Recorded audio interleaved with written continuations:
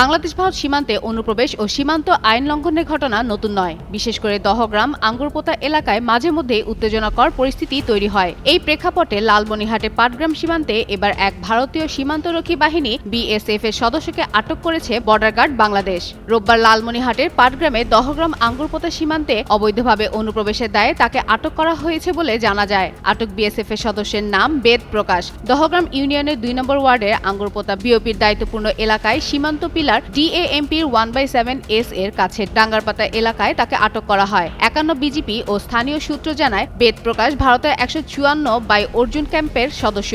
তিনি ভারতীয় গরু ধাওয়া করতে গিয়ে শূন্য লাইনে অতিক্রম করে বাংলাদেশের প্রায় ২০০ গজ অভ্যন্তরে প্রবেশ করে।